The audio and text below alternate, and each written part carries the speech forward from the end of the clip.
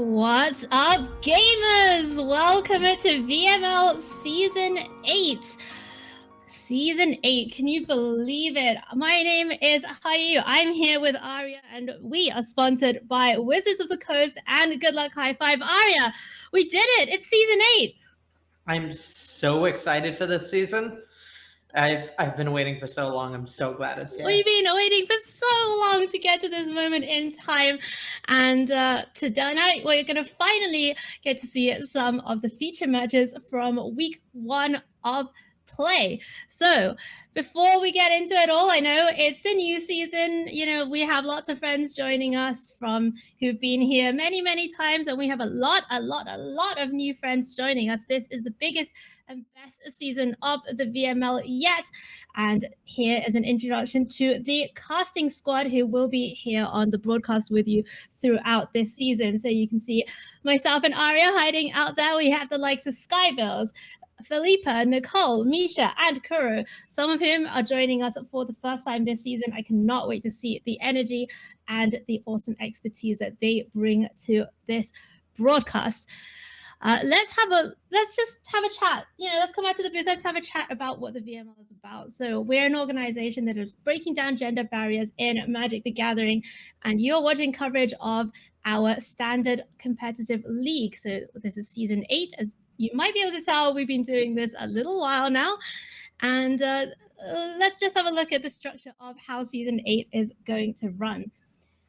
There are 128 players, which is 2 times more than we've ever had on the VML before. It's absolutely incredible. We have split those players up into 16 divisions of 8. So the players will spend the first 7 weeks playing round robin, which means you get to play against every single player in your division. And then top 2 from each division is going to make it into the 32-player single elimination bracket that is going to be played after the holiday break. So, Arya, this season, there are no wildcards. It's a clean cut to the top 32. Yeah, that's... Honestly, I'm just really excited for those weeks of coverage, starting straight up immediately after division play, just jumping into single elimination every single round for everyone. There's no buys going to top 16. Just, once you get past division play, you're in the top 32, and it's win or you're out. And I'm really excited to see several weeks of top tier play in that stage. Let's have a look at what the players are playing for as well. So, Season 8, we have a $7,000 prize pool for the 128 players plus, and this is what everybody is here for. The top 8 are going to get an invite to the local regional championships, and we want to, of course, give a massive thank you to Wizards of the Coast for supporting our community with these invites. It's so important to get more players of marginalized genders into the top tiers of competitive play. So the top 8 of this season is going to receive invites to the regional championships. And you see as well the little line of small text there, Arya. The top 8 is also going to earn a spot in the first ever VML championships in 2023. Now, we can't give away too much right now about what that's going to look like.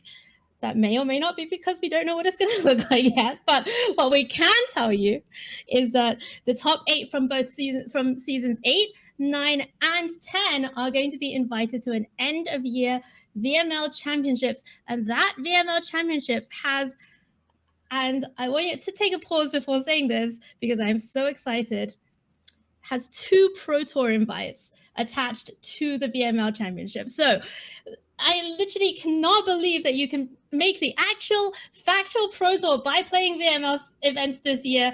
And Arya, what does that mean for the players who are fighting for those spots? Well, it just makes the stakes higher than ever. In past VML seasons, we've had an pro play invite for the winner, but getting invites to top 8 really just increases the stakes of every season, of every portion of play. Just the big goal now in this huge 128 player season is just to make top 8, make that VML championships, because there's those 2 Pro Tour invites you mentioned. There's also a set of regional championship invites and qualifier weekend invites also in that final VML championship. So we're talking a 24-player event with some of the highest stakes the VML has ever seen. So I think these next few seasons are all going to be about who can make those top 8s, who can qualify for this end of year incredibly high stakes, super exciting event. Well, the journey starts here, week 1 of season 8, and let's have a look at the metagame of what the players brought. We are playing standard on MTG Arena, and Arya, this is coming at a pretty interesting time because we just had a World Championships, in which standard was one of the formats. And looking at this metagame breakdown, Arya, what does this tell you about the influence of the World Championships on the metagame? So I think this metagame breakdown has some influence of the World Championship metagame, but a lot more influence of the World Championship results. So if you look at the World Championship, it was nearly 70% Esper midrange. It was really dominated by that deck. But if you looked at the best performing decks, Nathan Starr won on Grixis midrange. We saw Mono Blue Tempo and Izzet Tempo performing really, really well against this field full of Esper decks. And we're definitely seeing the effects of that in the VML with like a lot of people taking up these decks that were maybe not so played at the World Championships, but did really, really well there and have established themselves as like some of the decks to beat rather than it just being a mono Esper format. Yeah, this is certainly very, very different to that 69% Esper, metagame that we saw. And, the World Championships is always going to be a smaller field. It's always going to be a little bit more of a rarefied kind of environment. Players, maybe metagaming for a different level or a different set of players than you would in a general competition. But here in the VML, it is wide open. Esper still taking the top spot there with 30 decks this week out of 128, but a great range of other strategies on display as well. So now that we're here, we've done the metagame. I think it's time, Arya, to have a look at our first matchup. Let's see who we're going to be seeing coming up from division number 2. We have, first of all, Vivian, and we don't look. We're going to give you presents right from the beginning. All right, chat? We're here for you, and we're here to deliver the goods, and those goods are in the form of 5-color Jodah. Arya, tell us about this incredible deck. So what this really is a humans deck, but it just, happens to have Jodah in it, as one does. The things have all lined up kind of perfectly. In standard, we have a playset of Secluded Courtyard that allow you to play a 5-color Humans build and a playset of Plaza of Harmony that allow you to play a 5-color Legends build. And this deck is really the marriage between those two builds. There's a lot of really powerful humans in standard that just so happen to be legendary, like Adeline is an excellent example. And getting to play like all these humans from across various colors has this deck doing like almost modern humans impression where it's got all these like really powerful cards from across 5 colors while still being able to be fairly aggressive and play to the board early thanks to the thanks to the fixing it gets from these 5-color lands. Well, I cannot wait to see how this deck does because, going into the Worlds, 60%, 69% Esper, I think everybody had a little bit of that moment of grown, like, is this what standard is now? And the VML is here to tell you, no, the standard is what you want it to be. And I am excited to see how this deck does. Let's have a look at Vivian's opponent this week, also from division number 2. It is Dawn Delozier. Dawn has been making a bit of a name for herself recently, Arya. Been playing a lot of competitive events, has Dawn. Yeah, we've seen a lot of really strong performances from her. She's playing this upcoming regional championship. She's qualified for the next regional championship already. It's a real up-and-coming Magic player. She's made a name for herself playing particularly Murktide in Modern. She's like shown a lot of expertise with these Izzet tempo-ish flexible decks. So Izzet tempo, not really a huge surprise coming from her, and a deck she should be able to pilot very, very well. Now, both players, when we talk to them about this matchup, they really identify the card Thalia, Guardian of Thraben, as a key piece of, shall we say, a tax/disruption effect from the Jodah deck and something that Dawn feels like she really needs to get rid of. And as somebody that has been on the Izzet spell side of many a matchup, I can tell you we are going to be looking out to see if that Thalia hits the battlefield. Arya, are you ready? Is it time? It is time, and I'm so excited to see how this plays out. All right, let's head down to the action. We are going to be watching from Vivian's point of view. That is going to be 5-color Jodah, and that is a very quick mulligan that from Vivian, Arya. Yeah, I mean, you need multiple lands to keep. It's kind of necessary in this deck. But I think this hand is an excellent job showcasing what the 5 color humans deck has going for it. Is it Thalia? Because Vivian just ripped that off the top there on number 1. Yeah, Thalia was just a fantastic draw, and it plays really well into this deck's game plan of, okay, you have this top end, you have Jodah as like a card that can immediately end the game against mid-range decks, but you can also curve Thalia into Adeline, and then a deck like Blue-Red just has such a hard time beating that curve. So Thalia is going to come down to number 2, and Dawn says, yeah, okay, before the tax is applied, I'm going to do some impulsing, do a little bit of card selection. Let's see what Dawn is working with. There is a copy of Haughty Djinn, one of those powerful cards. Oh, and a Braid was found, so that could deal with Thalia. Cemetery, the blue one, Illuminator, I know words, as well as Shore Up and Fading Hope. So, normally you would think this hand from Dawn is fantastic, exactly what she's looking for, but does she just have to kind of bite the bullet and get rid of the Thalia? I think so. I think it would have been very easy for Dawn to just play out a Haughty Djinn and try and play to the board rather than answering the Thalia immediately. But one of the ways this humans deck can get ahead is just in that spot, removing the Haughty Djinn with something like this Ligrella, and then at that point, trying to come back from behind against Thalia is really this nightmarish situation because you need to answer the Thalia, and then you actually need to answer the things that are applying pressure as well. So recognizing that this Thalia needs to be dealt with to really have her game plan work out is really heads up play from Dawn, and definitely something that's going to be to her benefit here. So here is that Haughty Djinn. We saw Vivian add a copy of Catilda Dawnheart Prime to the battlefield. And this card doesn't look like much, right? Pretty innocuous looking, 2-mana 1/1. Yeah, pro werewolves, a little bit of flavor text. But that mana ability, Arya, can make some sparks fly. Yeah, when every card in your deck is a human, the deck gets remarkably good at making sure you can just start activating that. Like next turn, Vivian has a mana to activate that. And that's pretty scary when so much of your removal is damage based. That is pretty terrifying. We see Dawn with a copy of Fading Hope pausing in the upkeep. This is some really, really tight, thinking here from Dawn. Does she want to use this Fading Hope to return something and get a scry?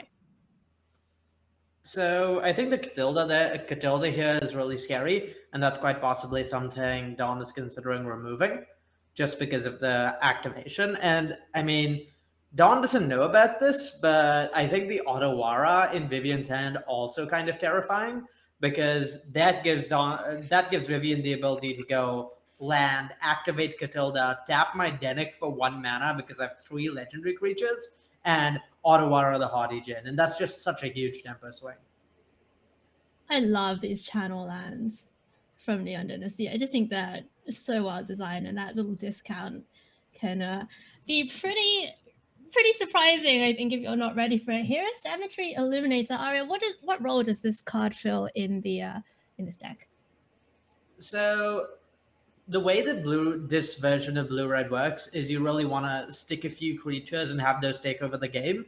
And the deck really does that on 2 axes. One of those is with Haughty Djinn, trying to apply a lot of pressure. But the other axis is with cards like Cemetery Illuminator and Lier, where you try and win the game by just having these cards generate card advantage. And some combination of pieces is needed. The deck is pretty good at protecting these pieces. So getting Illuminated down here, Dawn is trying to set up to play a longer game, have the tools to be able to maybe try and get ahead over the next few turns, while Vivian hopefully floods out from Dawn's perspective. All right, so Vivian's going to have a cheeky little poke in here with the Denic 2/3 lifelink. May as well get that life gain while you can. Not a lot going on in hand for Vivian, just that Otawara, but could think about cycling this far as headquarters, or could even think about using all that mana to activate Catilda, although Fading Hope is going to save the blocker there from that activation. Yeah, and we talked about that discount off Otawara, And I think it's really going to matter here because with Invoke the Winds in Dawn's hand, Dawn is likely to want to play that on Catilda to stop Catilda getting out of control. And then a play pattern like play Denic, bounce the Catilda, replay the Catilda, thanks to the huge discount on Otawara, could let Vivian get pretty far ahead here, trading her turn for Dawn's while still developing a board, getting mana in, getting damage in. This combination though of Cemetery Illuminator and Haughty Gem on the battlefield, that is quite something. The fact that you get to play all of these instant sorceries off the top, and they're cheaper, it's just feels, it's like cheating. It feels like cheating, Arya. It really kind of does. The fact that like Cemetery Illuminator is supposed to be balanced by, sometimes you won't have cards to play off the top. But when your deck has so many impulses, considers other cantrips, and you can just reliably always cast the card off the top, I mean, that makes the deck seem borderline unfair in a spot like this. So Vivian is in a bit of trouble here, though, not able to find an answer to these big flies. That Haughty Djinn is getting bigger and bigger every turn. It's a 6-4 in the air. Vivian is down to just 7 life with Denic not on the battlefield, not able to gain life. Is she going to have to use this Otawara just as a sort of fog for a turn or two? I think she might have to. It's not an exciting prospect, but I mean, that Haughty Djinn is just going to kill her in a turn, so she needs to do something about it. And it would obviously be ideal to save it for perhaps an Invoke the Wind, such as the one Dawn has in hand. But in a turn cycle, this Haughty Djinn is just going to be lethal. So I think this is going to force an Otawara on the Haughty Djinn in the spot. So Dawn finds another land, and I think that is another land on top of the library. Just going to come in for that attack. Hope it's good enough. We know that Vivian has an Otawara in hand.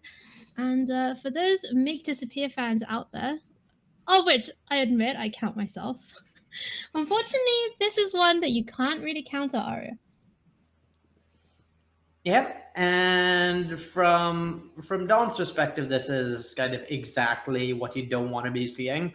The deck is now applying a lot of pressure. The Haughty Djinn has to block, otherwise Dawn is just dead to the creatures on board. And there's not really a lot of options for her in this spot. This is kind of interesting. Urtai Resurrected. That is threatening to take out the final blocker, the Haughty Djinn. Now, we know that Dawn has this Make Disappear, but would have to sacrifice an Illuminator to it just to force a couple of these creatures to tap. All of a sudden, this game is turned around slightly in Vivian's favor. Yeah, that 1 mana uncounterable Otawara is really a turning point in this game. I think that's definitely a huge strength of this deck is the channel lands, the fact that they're always 1 mana with all your creatures being legendary. And there's very little counterplay Izzet deck has because it's kind of reliant on playing these threats and protecting them. And you can't do that if the things you're interacting with aren't spells. Okay, well, here's the big attack. And that is going to take Dawn down to 3. Vivian gains a couple of life. Haughty Djinn is found off the top, but is it too little too late? Does Dawn have enough mana to do everything? Haughty Djinn costs 3. Invoke can maybe steal a Denic. I believe Invoke untaps the creature. Invoke does untap, yes. It feels like just enough. It's an awkward spot because if Dawn goes for Haughty Djinn, then Invoke steal Denic, Vivian can just attack with everything except Catilda and force jump blocks across the board. And if something else is stolen, then Vivian just has lethal. So not really a lot of great options for Dawn in this spot. Wow, this game really turned on a dime. That one Otawara and Dawn was just staring at this make disappear in hand, saying, what are you doing? Was so key in the flow of this particular game, and Dawn gives it up. Izzet tempo is going to fall in game number 1 to 5 color Jodah humans. As we look to the sideboard, I see some pretty spicy cards making it into this deck. What does Rem Carolus do, Arya? So I believe Rem Carolus makes opposing spells do less damage to your creatures, and your spells do more damage to opposing creatures. Yeah, Beyond if a that, spell would okay, so 3 mana 2/3 flying haste. If a spell would deal damage to you or another permanent you control, prevent that damage. If a spell would deal damage, it deals 1 extra damage. And let's have a look at what Dawn is doing. Now, Arya, tell us a little bit about the mindset. Say you're playing Izzet Tempo, it's a great deck. The strategy did very well at Worlds. And week 1 of the VML, you're up against, you open your profile page and it says your opponent is playing 5 color Jodah humans. Like, what is the mindset going into sideboarding for that? well, I mean, I think the first thing I'd be doing is crying at least a little, because this this is not where you want to be as a deck. You don't want your deck full of fading hopes and shore ups against a deck that just spews a lot of early creatures, plays Thalias, plays Adelines. There's definitely a lot of rough draws, and a lot of the flexibility the humans deck has makes it very hard to sideboard against, because it can go from extremely curve based to winning by playing Jodah on 4 with Catilda and just taking over the game, and that makes it very hard to plan for. The thing you want most is removal, like Dawn has in hand. So Strangle, Abrade, those sort of things are cards you want as many copies as you can get of. Well, yeah, Dawn, it does have the hand, right? This hand is pretty reasonable against this kind of strategy. You think there might be a Thalia coming down. You have the Strangle, sure, it still costs 2, but ultimately it does the job. And then you still have 1 mana up available for that Fading Hope should you need it. Now, of course, we know Dawn is about to see in a second the bad news. They always have it. The second copy of Thalia, Guardian of Thraben, and now Dawn has to take a beat to think about how to proceed in this game, Arya. Yeah, and strong conservative play from Dawn here, recognizing that playing her Jin to the board will lead to her basically immediately losing the game if it gets answered. So there's a lot of pressure on her not to develop that immediately. Here is Adeline, and this is going to pay off here for Dawn. Waits for the beginning of combat and gets rid of Thalia. No token made Thalia off the battlefield, and Dawn is now able to start developing for the first time this season of the VML.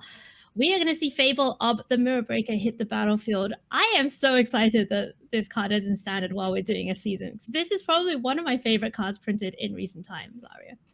Well, if you're a Fable fan, I would not expect this to be the last time it sees play in VML. It's definitely one of the defining cards of standard right now. And while Brothers War might shake that up a little, because we have that coming in halfway through the season, at least for now, Fable decks will be present. Yeah, I think it would have to be a pretty big shakeup to take Fable out of the meta game, given how strong the card is and how much of an impact it's having in not just standard, but in Pioneer and Modern and all sorts. So we're gonna see what it does. Goblin is already on the battlefield. It looted away a card, and now Dawn has a couple of copies of this Haughty Djinn. It's just gonna pass with that make disappear up. Oh, King Darian. That's a cool card. Yeah, and part of what makes Vivian's deck so powerful is all these cards that say you have to remove me before you remove anyone else. So King Darian pumps the board against damage-based removal, kind of needs to be the first thing answered. Similarly, Rem Carolus makes it literally impossible to destroy anything else while it's around. And there's just a lot of cards in this general category that make it that kind of necessitate dealing with, and that lets cards like Catilda or Adeline get out of control, because there's all these other things you have to answer first. Would you have blocked with that Haughty Djinn there? Uh, I think so. I think. Sorry. Wait, Do you was there an mean? activation? That was an activation, right? Available Uh, on Catilda? yes. No, that was Yes. not. That was not quite. Catilda's activation cost 6 mana, I believe. There was Right, an but activation Adeline has available on. vigilance, right? Yeah. But the token does not have haste, and King Darian had just come down. Oh, okay. I hear you. I hear you. Yeah, so pretty interesting, I think, not to see that the block. I don't know what you think about that. The block on Adeline. Adeline. I think the trade is a little problematic for Dawn, particularly because that means that Dawn doesn't get to just eat the token. Until this turn, there was not another Haughty Djinn, and Dawn does need a way to actually win this game. Okay, all right. So, I mean, I am always going to support the brave play, but if it were me staring down an Adeline, I am throwing the first thing underneath the bus immediately, saying, I've got to get this off the battlefield. But just as you said earlier, Arya, it feels like every card on Vivian's side is something you've just got to get off the battlefield. Dawn's already battled through 2 copies of Thalia, Guardian of Thraben this game, and is still facing down all of this stuff happening just with a copy of Make to Spear in hand. Does have the reflection available now, though, to start making some copies. Does that change things in this game? Yeah, and what's really exciting here is Dawn's been rewarded for like taking this risky line, making sure not to leave her Haughty Djinns dead, because next turn she has Vivian dead. She can make a copy of Djinn Wait. of an end of turn, untap, copy Wait. Djinn again, and that's lethal. That's 20 points of damage in the air. Holy moly. You know what? You got to give it to Dawn. She knew exactly what she was doing. I would be dead long ago in this spot, but she knew, Arya, you knew, and it's going to transpire. And, you know, look at Vivian's hand. These cards are great. Denick is fantastic. If there was a way to get Denick in the graveyard and bring it back for a flying blocker, there might be some play here. But as things stand, it's hard to see how Vivian gets out of this game number 2. Yep, I think something Vivian can maybe try and lean on is the fact that holding up this Catilda forces Dawn to make some blocks, maybe forces a Kiki activation before blocks, and that prevents an end of turn activation. Oh my goodness, it's going to be the pass, and Dawn says, hang on a minute, I'm going to stop in your end step. Surely we're going to see the activation of Reflection, copy that Haughty Djinn, untap, and Vivian, I think, sees the writing on the wall, and there you go. We're going to see a decider in our very first feature match here between 5-color Jodah and Izzet Tempo. Wow, these games have both been very swingy, Arya. What do you think contributes to that? I think the fact that both of these decks have some really, really powerful cards that can just transform the game on their own lends itself to swingy matches in this matchup particularly. Fable's an excellent example of that, where, you know, face up Fable, get some value, make a 2/2, like discard and draw some cards, all of that's fine. But flipped Fable has about just turn the corner so quickly and end the game on its own that it makes for some really, really swingy games. So game number 3, it's the decider here in week number 1, and we see Vivian once again with the turn to Thalia. Dawn's hand this time, not as much removal as the previous time, as Make Disappear, Fading Hope, and Disdainful Stroke not doing a lot right now if you look at Vivian's hand. So you could tell kind of by the body language, right? And it's, you know, it's funny to say body language about something that's happening online, but Vivian was ready, just cards hovering over during the mulligan phase. She knew what she was doing, and Dawn was maybe trying to hope for a little bit of a better play out than this one. But let's see what happens here. Fading Hope on Thalia is going to be the first step for Dawn. Now, I'm having some trouble telling what the lands are. Oh, never mind. Plaza of Heroes solved It's all Plaza. the mana issues. It was Spara's headquarters, 2 copies. But as you say, Plaza of Heroes, that is going to just make enough mana to do anything that Vivian wants. And Vivian's actually thinking, yeah, no, just gotta send. Yeah, really heads up play from Vivian there, playing around the make disappear because that's one of the few things Dawn could have in this spot. Arya, I'm gonna let you finish, but Jodah is one of the coolest cards of all time. Whether Jodah is going to be played here is a different question. As you say, we did see Vivian do a great job of playing around that make disappear. What do you think? Are you slamming Jodah? Unfortunately for the Jodah enthusiasts in chat, there's not actually mana to play Jodah here. There's green, white, and blue, and the Plaza can make either red or black, but you need 2 of those mana to pass Jodah, so not coming down this turn. Could you not have used Catilda? Catilda can only let humans tap for the colors they could produce. Oh, I see. So we were kind of one short, but now this turn, it is possible. And oh, Vivian, for the fans, Vivian. All right, here he is, Jodah the Unifier. And unfortunately, we know as well as you do, here is Disdainful Stroke from Dawn. The negate back is in hand, but unfortunately, oh my goodness, no, Thalia. Holy moly, Thalia just letting Jodah get down, and that is going to do it. Izzet tempo just completely just dominated in that game number 3 by 5-color Jodah humans in the very first match of season 8. Arya, we could not have asked for a better start to the season. Yeah, I mean, I only wanted one thing with Dom and Arya United. I wanted to see a Jodah in play in a constructed format, and I mean, we got it. I'm done. This format is giving me everything I ever wanted. We think that was so sweet, and you've got to give it to Dawn as well. I think that she played that game, that match very, very tightly. All 3 games, really knew what was going on, and just unfortunately didn't really have enough staying power in that last game. Yeah, and kudos to Vivian for her deck choice and play as well, because that's one of the advantages you can get in a tournament like this, in a format like this.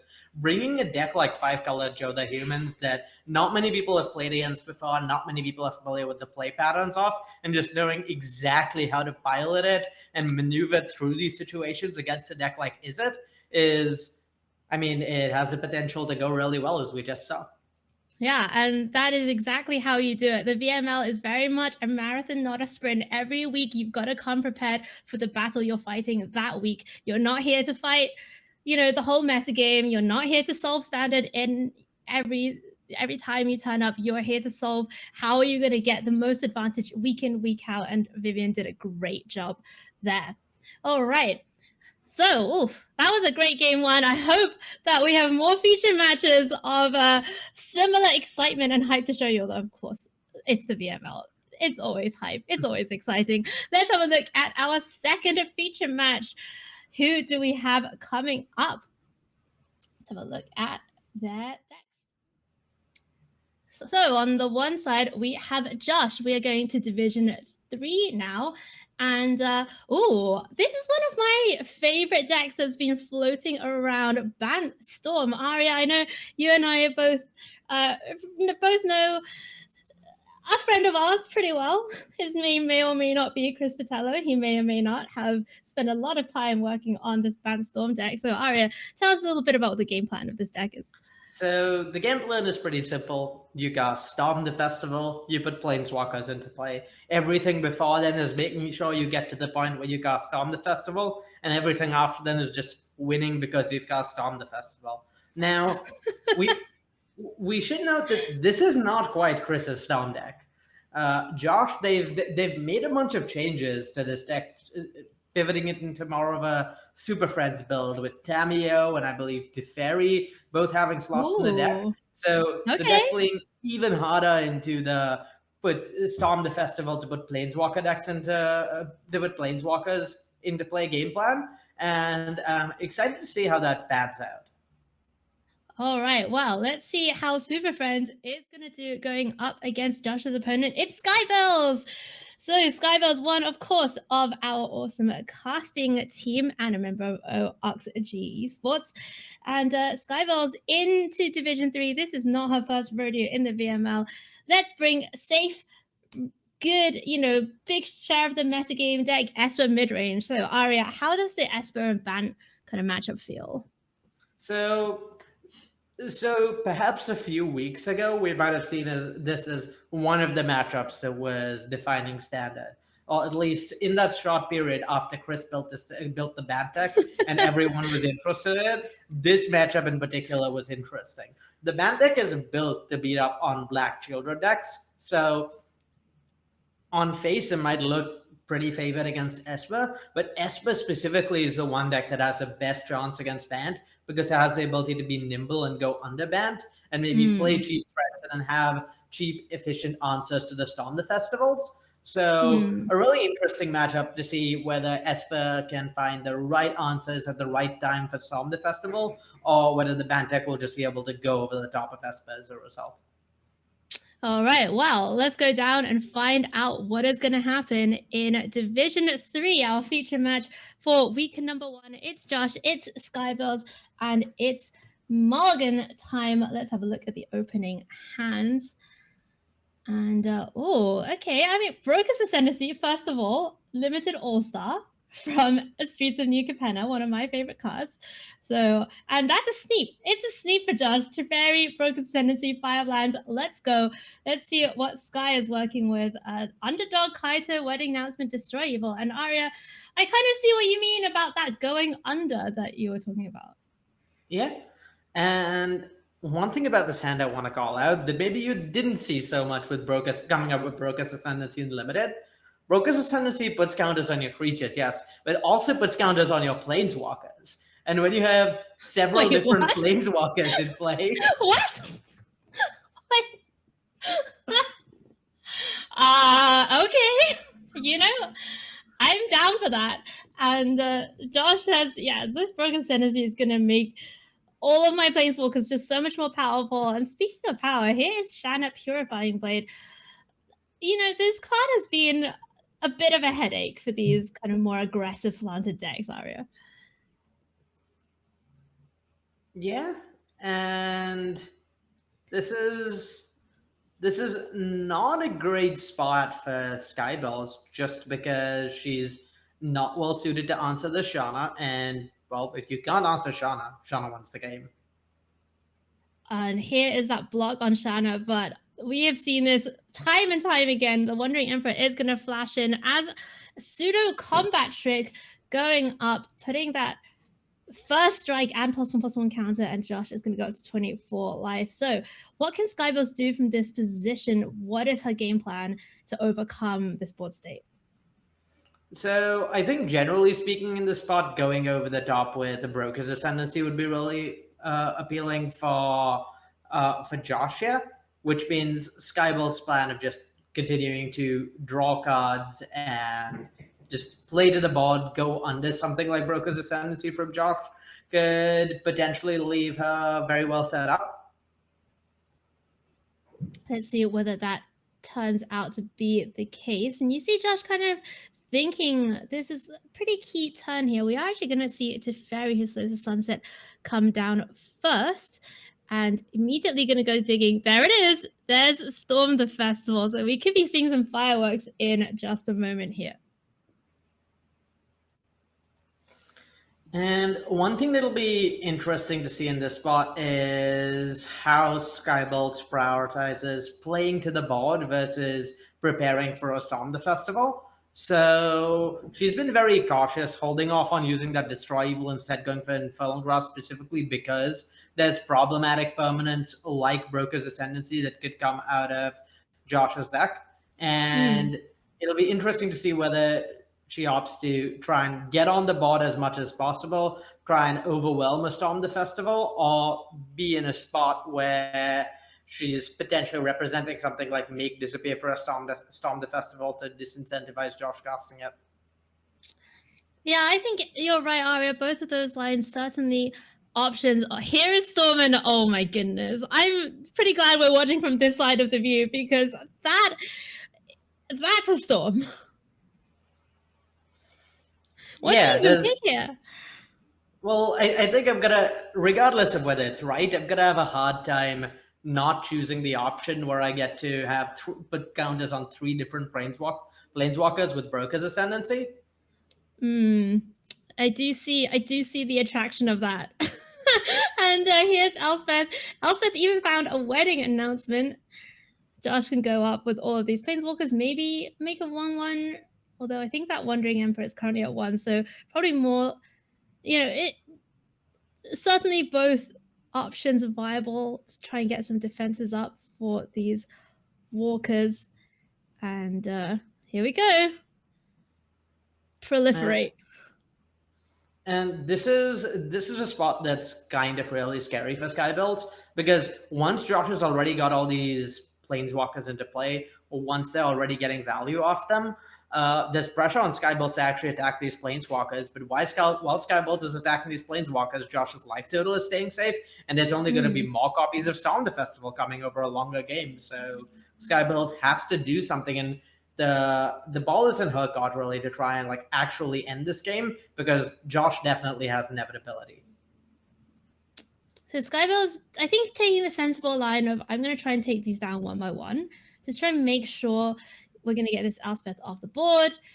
Kaito finds a Shieldred. That's a pretty powerful effect if it hits the battlefield. So we'll see what happens with that a little bit later. But first of all, Wandering Emperor says, goodbye, Denick.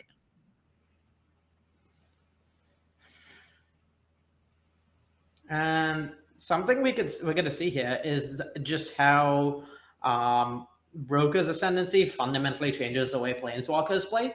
The fact that there's always an uptick happening has let Josh like downtick turn after turn, exiling a Denick when the Wandering Emperor should have had like 1 or 2 loyalty normally, downticking Teferi for a second time without losing it despite attacking creatures. And it's really hard to pressure Planeswalkers when they are constantly downticking to defend themselves without really losing much loyalty thanks to Breaker's Ascendancy. And you saw Skybilz be very aware of that, right? We saw her kind of hold on to that Destroy Evil for a long time in anticipation of a Broken Ascendancy coming down. Of course, players do get to see each other's deck lists before they play, so they will have play tested this matchup pretty significantly, I think, in a lot of players' cases, and know exactly what they're doing. Here comes Shieldred, 2 wedding announcements on the battlefield, and it is not that often you see Shieldred down 2 wedding announcements and Kaito and think, I don't know if this is going to be enough. Well, it's not that often you see Broker's Ascendancy plus 3 or more Planeswalkers in play, but I'm definitely on that side of the matchup here. Shieldred is a powerful card. It's gonna have a hard time assailing 26 points of life through multiple Planeswalkers, though. So does Josh have enough mana for the flashback on Storm? I think not yet. So Josh is currently 1 mana off. Notably, they have only 8 lands, but Teferi is going to uptick to give them +1 mana. So next turn, we are looking at flashback on Storm, if that Teferi lives. All right, well, let's see what Skybilz can put together here. There's a 3rd wedding announcement. Shieldred, normally you want to be getting in, right, with this 5/6 Shieldred, but facing down all these tokens, plus the ever annoying threat of Wandering Emperor just exiling any tap creature. And we're going to see the Blitz cost paid for the Tenacious Underdog from the graveyard. Another one, by the way, of my pet cards from Streets of New Capenna Limited, one of the most misunderstood limited formats of all time.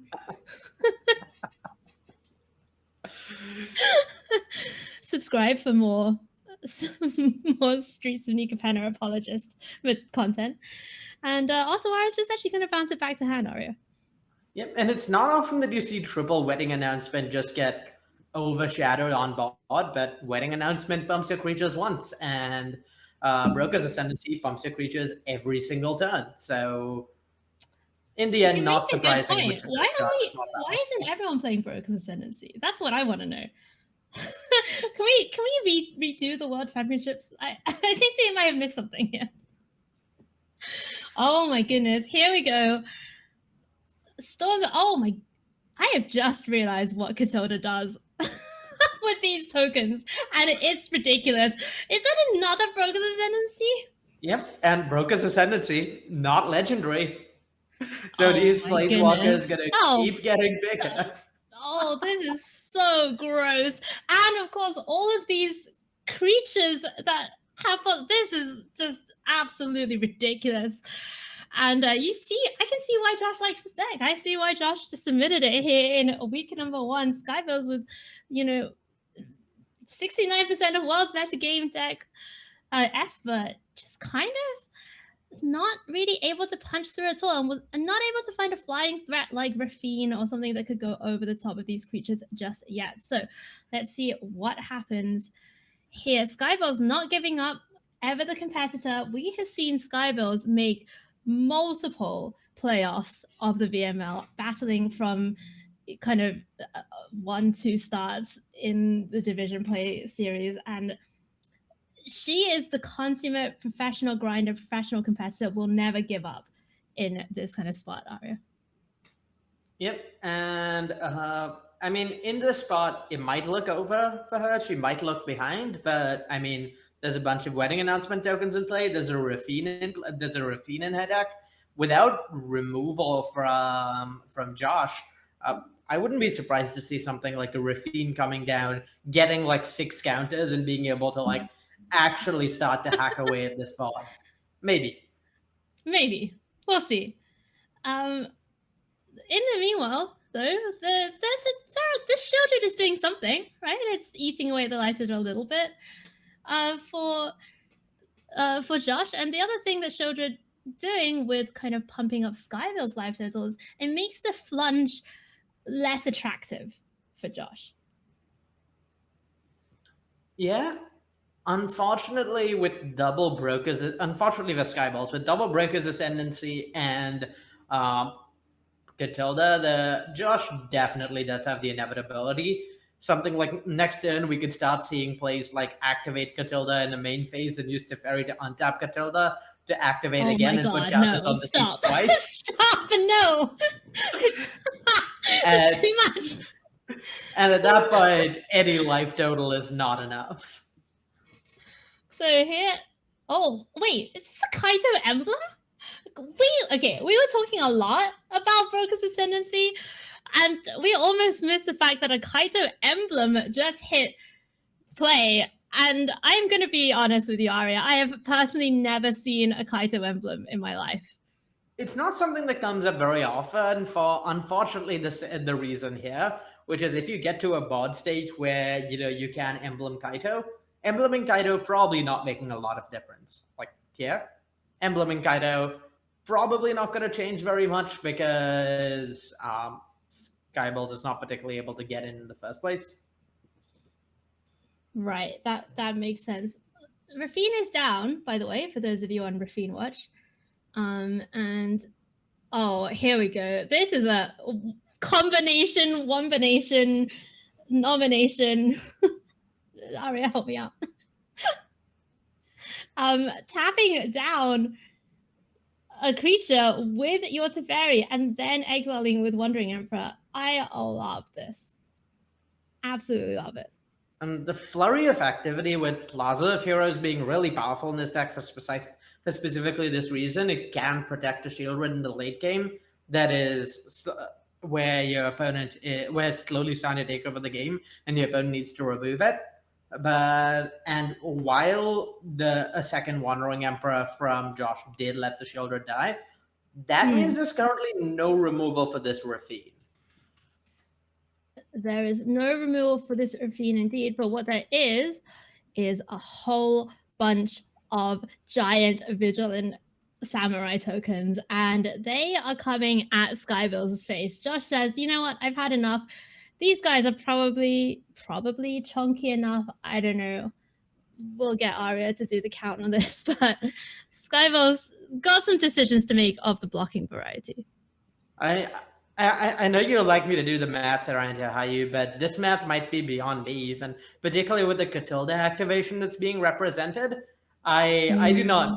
envy Skybilz having to figure out how to block in this spot. Well, I mean, this, yeah, you see Skybilz lining it up, saying, okay, I can put 2 4/4s on an 8/8. That seems like, that would be the normal way of doing it, but then that Catilda activation is available. So we might have to see multiple more lined up, and of course that means potentially more damage being taken here by Sky. Yeah. There definitely need to be some blocks from Sky, otherwise this will just be lethal. But at the same time, Catilda makes actively good blocks very, very difficult. So we're actually just going to see Catilda not activate and let the trades happen. And we're also going to see the time being passed without this Renin 7 making a token. So, oh my goodness, that was the plan? Oh, so I think the reason there wasn't a Catilda activation there is the tokens of Wandering Emperor are not actually humans, so can't tap for mana with Catilda. Oh, they're So just there wasn't an samurais. activation being represented. They're just samurais. Okay, okay, okay. I see. So we're back over now. And a rare interaction to come up, but it turns out Catilda synergizes very well with Teferi Emblem. With untapping your creatures an extra time every turn cycle. Very powerful when that means putting 2 extra counters on all of them. Hey! Welcome in to the stream. If you are just joining us, you're watching coverage of VML week number 1 of season 8. We've already seen some pretty exciting action here. We saw 5-color Jodah humans take down Izzet Tempo in our first feature match, and now we are in game 1 of this epic battle between Bant and Esper, Midrange in the hands of Skybilz coming from Division number 3. Here is another Shieldred. Here is another Kaito from Skybilz. Never give up, but surely, Arya, we must be approaching the time which these creatures are big enough to have a go at the life total of Skybilz.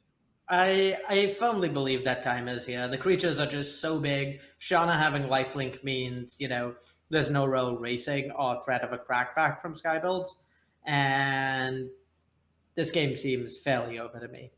Yeah, grafted identity. That's going to take the Shieldred away. May as well even exploit away this Malevolent Hermit.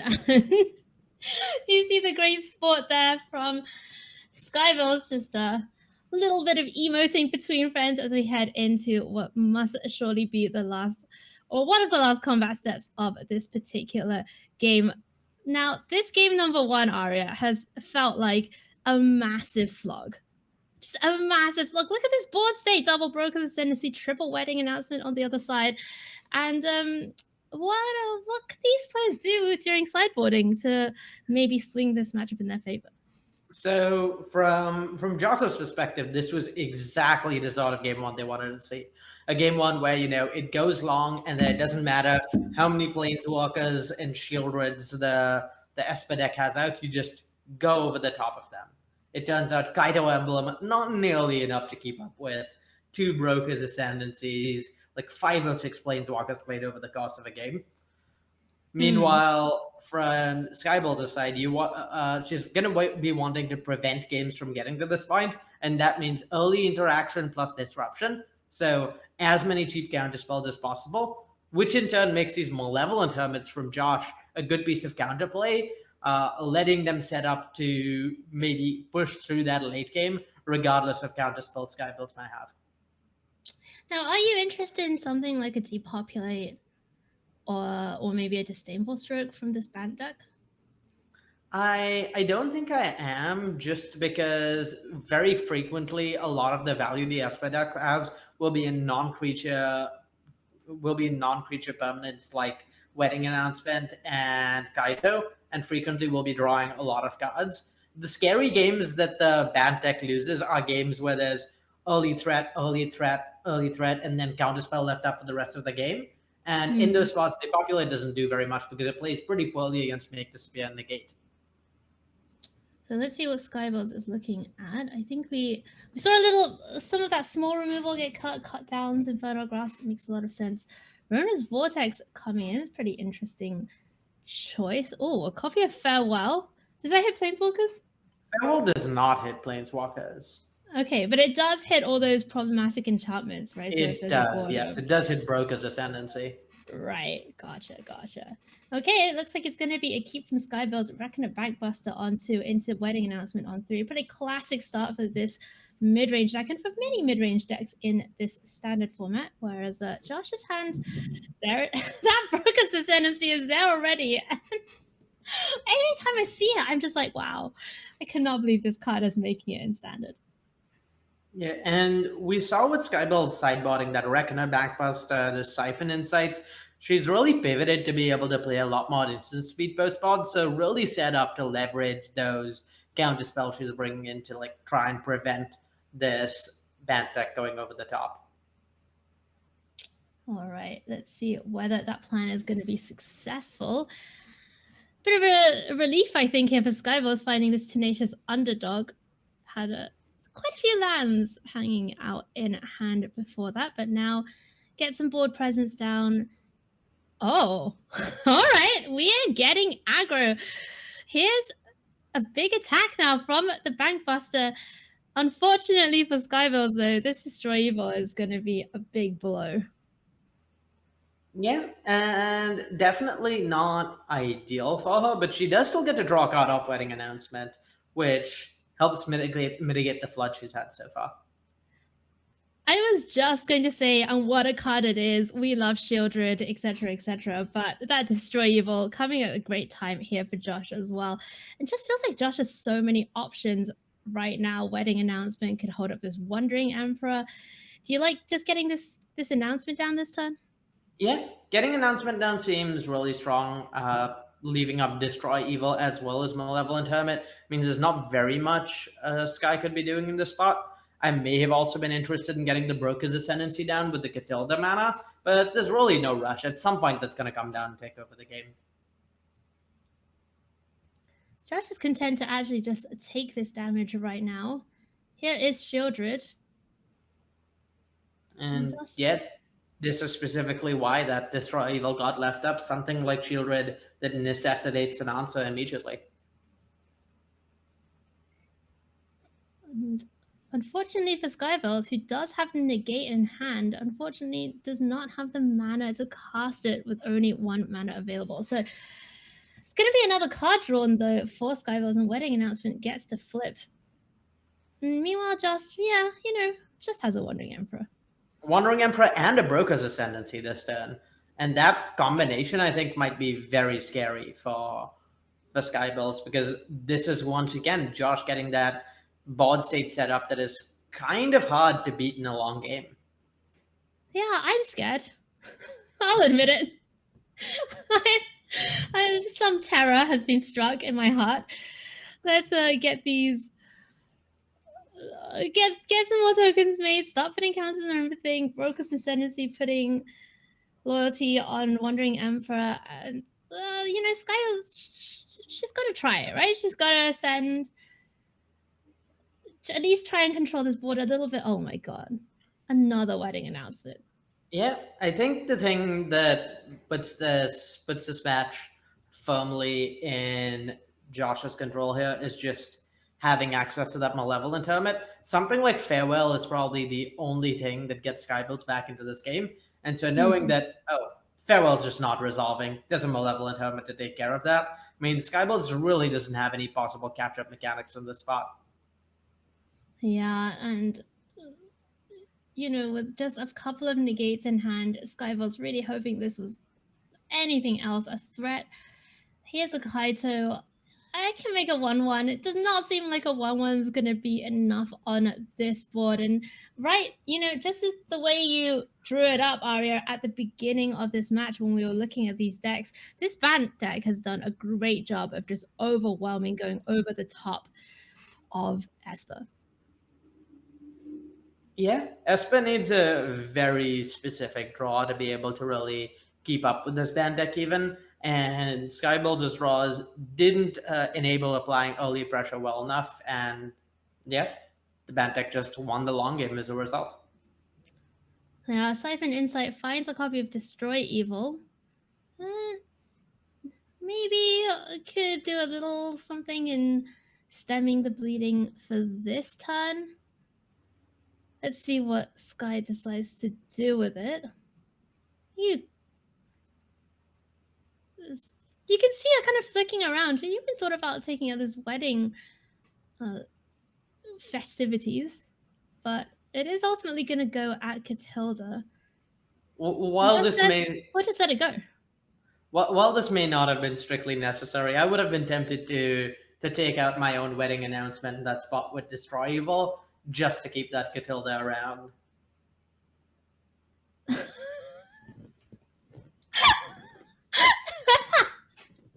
That is the most Arya thing that you've ever said. You've said a lot of Arya things in your time, but holy moly. All right, well, Josh didn't see the extreme fancy play syndrome line there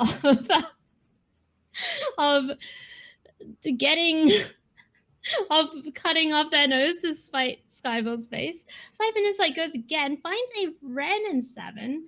No mana to counter this, can make a token, but Skybilz at just 2 life. Josh, with 3 attackers, you see the GGs being extended, and that is going to do it. Bant Festival in the hands of Josh is going to take down Esper Midrange in the hands of Skybilz, who is, of course, an awesome member of our production team. Now, Arya, that was... I mean, things didn't go well for Esper, right? Like, that is not usually how you would want to develop if you're the Esper deck. But even with a good Esper draw, it felt like it was just too much for the deck to handle. Yeah, when the bad deck really just like draws its pieces on curve and like plays to its normal game plan just goes over the top of Esper's game plan, and it's really hard to beat draws like that regardless of how you draw and play with Esper. Yeah, I mean, that was some incredible action, though, and of course, very well played by both of our players. And of course, winning or losing your first match in division play, it's good to get on the board. And of course, you never want to walk away with a loss, but it's the beginning of a 7-week-long period of division play. So plenty of magic still to come. Plenty of chances to get your name into the top 2 of your division and make that single elimination bracket. So, Arya, we're halfway through. We have seen 2 matches. We have 2 matches to go. What are your thoughts as we come kind of into the mid part of this broadcast? Like, what are your feelings about how week 1 is going? Well, honestly, at this point, those 2 matches have just got me so excited. I mean, coming into this week, Esper, Grixis, Blue decks were like the only thing that seemed to be present at the World Championship. It seemed to be like a completely solved format, so to speak. And, we expected to just see a bunch of those decks in week 1. And then first 2 matches, we've had back-to-back rogue decks sticking it to one of these top 4 decks seen as like all you can be doing in this format. So really excited for the standard format and the rest of this week's play. Yeah, I mean, rest of the Magic sphere, watch out, because we are seeing some pretty cool stuff happening on the battlefield here at the VML. And let's go into our third match and see what we have lined up for you. We have another Spicer. It is Gruul Werewolves in the hands of Jenny from Division 4 this time. And Jenny says she loves Werewolf Tribal, and this iteration has a lot of synergies and combos that are fun to play. Tell us a little bit about this Gruul deck. Is it just 2, 3, 4, hit you, you're dead? Yeah, it's really a callback to, similar Werewolves decks in the past. I mean, Werewolves has been a semi-present in the background deck for like a lot of the last standard season. Maybe a little more so in Alchemy than in standard, with some of the arena-only cards giving this deck a needed buff. But still a powerful deck. And notably, Jenny's version's a little better at going over the top than previous iterations of Werewolves have been. We're seeing Everbrook Caretaker, we're seeing Tovala's Huntmaster, and both those cards end the game. They do a really good job ending the game and just beating Yeah. anything out of a mid-range creature deck. Averbrook Caretaker Yeah. in particular, with so many decks leaning on, like interaction for creatures, cards like Destroy Evil, Infernal Grasp. Gigantic 6-mana Hexproof creature, very hard to beat. Very hard to beat indeed. And let's go over and see who Jenny's opponent is, because, and you'll know that I put in the cards to watch, I put Outland Liberator, and this is the reason. Because when we go over, we'll see it is Selesnya Enchantments in the hands of Aster, and Aster has added a little twist, shall we say, and put a few copies of Sarah Paragon in the deck, just to give this deck even more recursion, even more card value in the late game. Yeah. So for those who haven't seen this one before, the way this deck works is it's a Rite of Harmony combo deck. At least I believe most iterations of it are. And what you really want to be doing is casting Rite of Harmony, flipping sagas, getting a bunch of triggers, and frequently drawing your whole deck. I have known this deck to draw its entire deck as early as turn 4 or not turn 4, as early as turn 5 to 7. And so it's really looking to go over the top of other mid-range decks with just these really powerful enchantment synergies. I am excited. I have seen this deck go brew a lot, and I'm really hoping that we're going to get to see that on the broadcast today. Let's go down to the action and see how it plays out. Werewolves against Enchantments. Now, Arya, when I think about Werewolves, I think, okay, it's going to be pretty aggressive. And when I think about Enchantments, I think of big lifelinkers, right? Like I think of Jukai Naturalists getting big. I personally am leaning on, I'm a little bit worried for the Werewolves deck, but what do you think? Yeah, particularly with Jenny's specific build of Werewolves, where she's looking to, maybe go a little bigger, have these 6 drops. Averbrook Caretaker is fine. It's a scary card. It's going to have a hard time keeping up with top end, like draw my entire deck on turn 6. All right, let's see how it plays out though. Aster has the Naturalist on 2. And Jenny has a great hand. Kessig Naturalist, Outland Liberator, Moonrager Slash, that of course becomes a bolt once it's nighttime, and that Toval's Huntmaster that we were talking about. So let's get the day-night cycle started. Good morning. It's Kessig Naturalist. Yep, and one of the cards I'd be afraid to see out of Aster's deck for Jenny is the copies of Catilda in hand. While this version doesn't have protection from Werewolves, the ability to just have a card that goes over the top of all these creature decks and is like kind of impossible to race is one of the things that makes Aster's deck so good at turning the corner in the mid game. And it's kind of hard for this Werewolves deck to deal with just because it is very large. Very large indeed. And you see Jenny actually thinking about what to do this turn. It's going to be Moonrager Slash on the Naturalist, kind of trying to stop that lifelink effect. Now, was there a temptation, Arya, for you to just pass the turn, flip it to night, and see what happens afterwards? I think a little bit, but just knowing how well this deck can leverage Jukai Naturalist, I don't think there's really an option for Jenny to leave it in play. I think if she does, then Aster may just cast 3 or 4 spells from hand and essentially end the game on the spot. So while it's tempting to flip it tonight, it doesn't really feel like an option. I mean, this Catilda, yeah, I would be having a good read of it if I were Jenny. That is currently, shall we say, a 4/4 flying lifelink. Protection from vampires. Has Disturb, can make an aura of itself, but importantly, it gets bigger based on the number of enchantments and spirits that are on the battlefield. Yep, and while Aster's deck, they're playing an Enchantress deck, somewhat obviously good at putting enchantments into play, also surprisingly good at putting spirits into play between Teachings of the Oroki and Hallowed Haunting, which just came down. Yeah, I don't blame Jenny for thinking of slapping Concede here. This is a lot to deal with. Wedding announcement flipping as well. Arlen Pack's Hope a great planeswalker, very powerful, can fill up a board pretty quickly, but is not going to be doing that much against this giant flyer that also has lifelink and also, by the way, is getting bigger every turn. So looks like it's going to be Kessig Naturalist attacking in, offering the trade here, and I think it's Huntmaster time. Yeah, and Huntmaster pretty good at stabilizing the board on the ground, little less good at beating Katilda.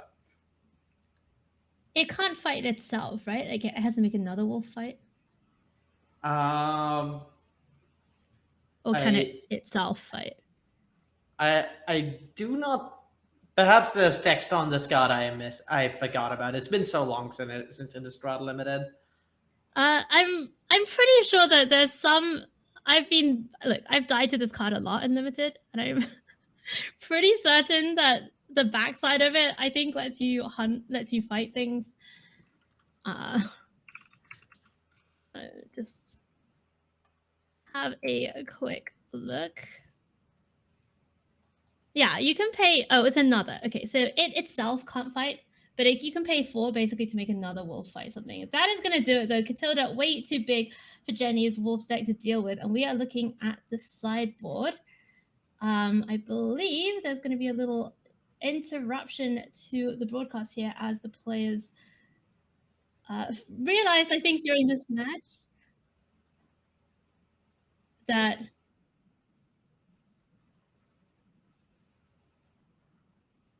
okay, it's fine. There was so in the actual match, what happened was that there was a little mess up with the challenge mode that was chosen, but it's okay. It's fine. We managed to sort that out, so everything is going to be okay. But we will be showing you the footage from game 2 in a second.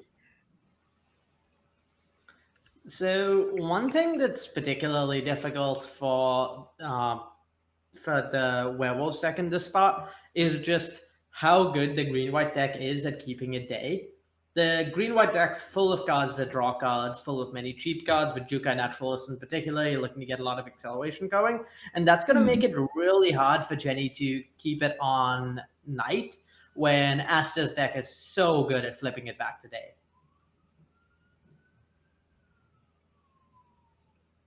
Okay, here we go. I think that we are now seeing the real sideboard because I see more than 7 cards. Great. So let's time skip. Arya, what do you like in the sideboard of this Gruul deck?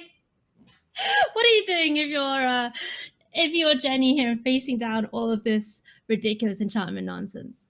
So I think I'm interested in some of the creature removal. Jugai Natural is something you kind of have to keep off the board, and if you can keep the creatures down early, Katilda can sometimes become answerable.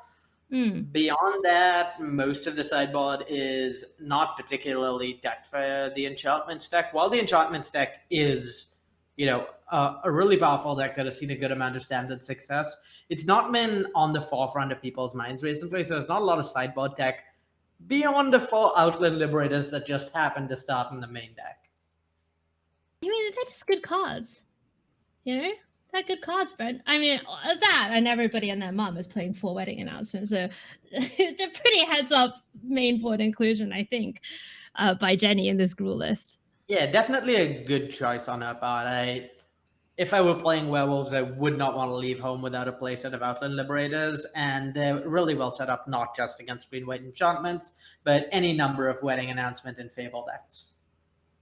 All right, so we're going to see a little more of that low curve interaction come in, the Flame Blessed Bolts in particular, and the Abrades as well. And I think that makes a lot of sense. Getting rid of those early Jukai Naturalists, early Generous Vistas, just kind of slowing down the machinery, should we say, of the Enchantments deck as before being able to develop out into the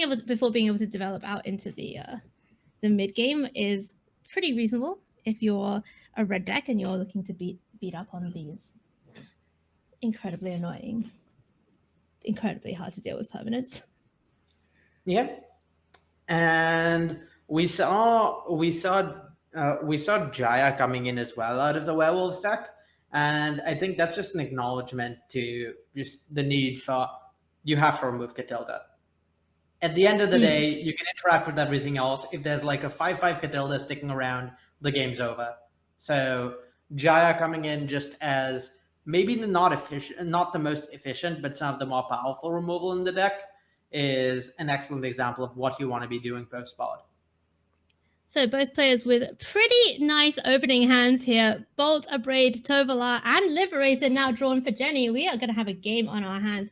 Back over to Aster, who has Jukai, Naturalist, Circle of Confinement, Hollow Haunting, and Neon Dynasty Limited absolute beating of a bomb. Yugen defends the temple.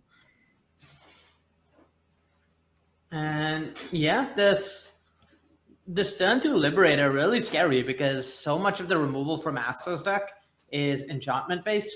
They're looking to do things like Circle of Confinement, and your interval to kill out a Liberator with Circle of Confinement is, well, it's past now. It was turn 2, and anytime past that, well, if you try and kill the Outland Liberator, Jenny can just sacrifice it in response to blow up another enchantment, and she's got a 2-for-1, and that's really rough for Aster, so they can't really let it come to that. So we saw Jenny, I think, pause a little bit, and considering maybe this Boseiju on the Yugen defensive temple, do you have a kind of rule, or should we say guideline in your mind of when you should use your Boseiju and when you should hold it for a land? I think the times you really don't want to use Boseiju are spots like this where it's relatively early in the game. Not so much because Jenny needs a land, but just because she really can't afford to be giving Aster an extra land drop in this spot. They would absolutely be able to use that to play multiple spells in a turn, several spells in a turn, and get out of control very quickly. Right. That makes a lot of sense. And here is the second copy of Jugen Defends the Temple. And this time, I think we are going to see Boseiju channeled. And Jenny's actually doing, really prioritizing answering the threats that's going on the other side of the battlefield, taking on almost more Arya of a controlling role in this game. Yeah, it makes sense when Jenny's answers line up so well against the threats out of Aster, but maybe problematic coming into turns like this where there's an extra 1/1 that's come off the first Jugen, an extra 1/1 that's come off the second Jugen, an extra token that'll have come down off this Haunting or Wedding Announcement, and that makes 1-for-1ing over a long game really, really difficult against this enchantment stack. I see exactly what you mean.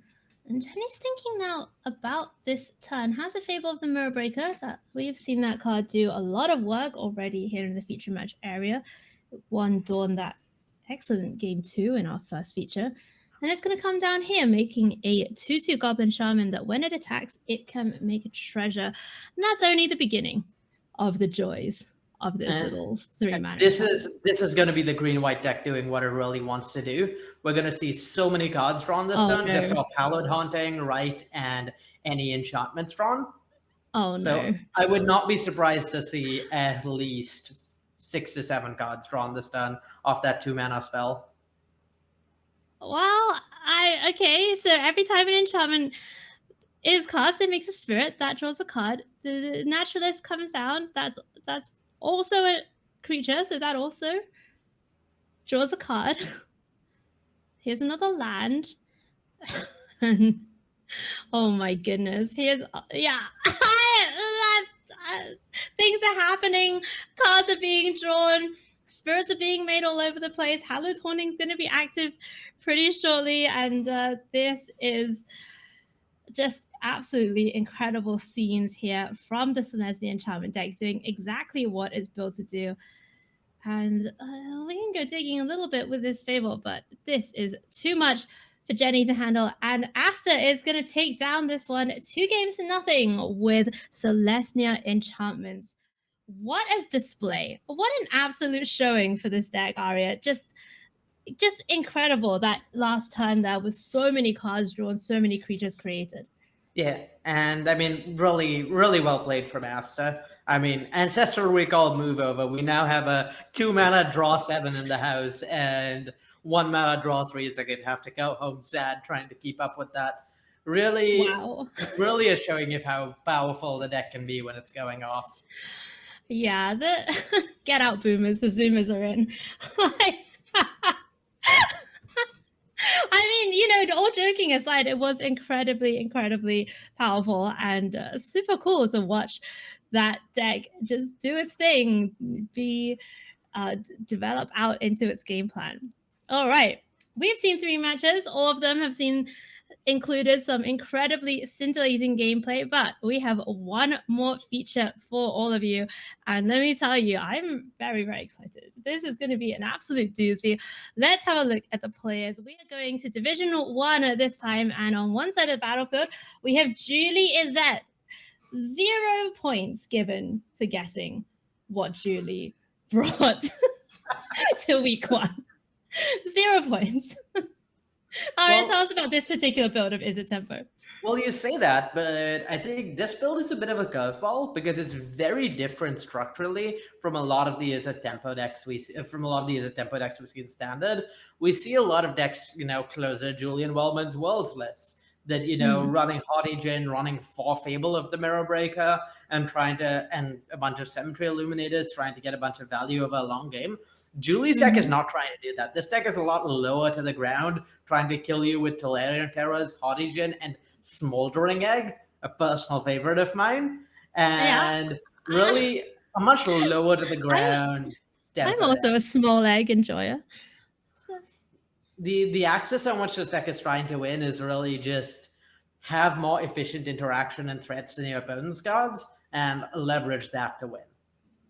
Yeah, so all cards on the table. I've been also brewing various versions of Izzet for the last few weeks or so, and small egg, I thought I was a little bit worried about its matchup against Cutdown, but absolutely loving the stuff that Julie has put in this list. 2 copies of Silver Scrutiny, yes, get it, inject it into my veins, and I'm excited to see how this plays out. The 4 Tolarian Terrors, get a lot of power on the battlefield for very little